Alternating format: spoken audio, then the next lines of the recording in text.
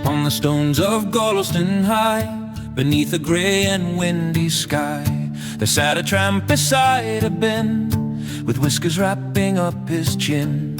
His coat was torn, his boots were old, his toes were peeking in the cold. But if you caught his twinkling eye, your heavy heart would start to fly. The locals called him Magic Mick, for he possessed a wondrous trick. The sad, the poor, the down and out, who walked along in fear or doubt, would sit with Mick a minute or two, and leave as fresh as morning dew. The weeping widow lost her sigh, the bankrupt baker began to fly. The stray dogs wagged their skinny tails, and snails outran the local snails. Now enter Plotlot Creep, a man with quite a different sort of plan. He owned the shops, he owned the land, with ledger books in either hand. He hated joy, he hated cheer, and scowled at least 12 times a year. He wore a suit of greasy black, and carried malice in his sack. He watched the tramp from far away, and muttered, "Not on my highway. This fellow ruins property price by making miserable people nice." So Plotlot Creep went marching down, the meanest face in Gorleston town. He meant to give the tramp a kick, or break his wooden walking stick.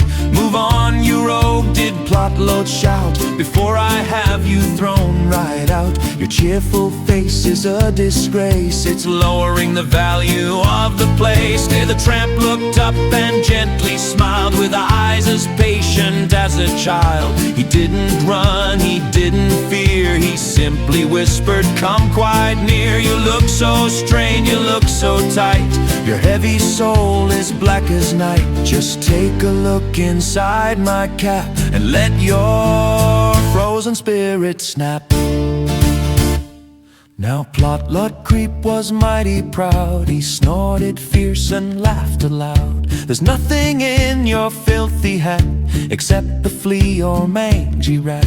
But curiosity, they say, will always find a foolish way." Creep leaned right in to take a peek, and lost the power to move or speak. Inside the cap a vortex spun, of golden light and summer sun, of ticking clocks and silver bells, and chocolate-coated caramels. It grabbed old Plotlot by the nose, and shook him to his polished toes. The magic hit him like a train, and washed right through his greedy brain. His sneer began to twist and shake, like icing on a birthday cake. His scowl dissolved into a grin that stretched from ear to dimpled chin. He felt a sudden strange desire to dance on ice and jump through fire. He threw his ledger in the air, and pulled the ribbons from his hair.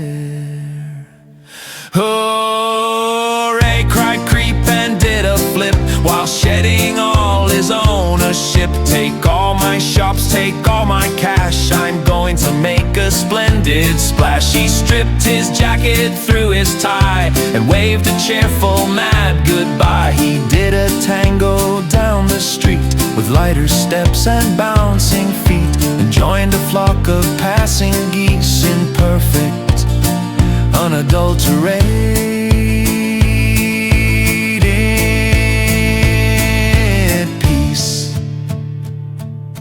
The tramp just chuckled, tipped his hat, and stroked a happy stray black cat, while Plotlot Creep, now poor and bare, was singing songs in Gorleston Square, without a penny, completely broke, but laughing at a private joke.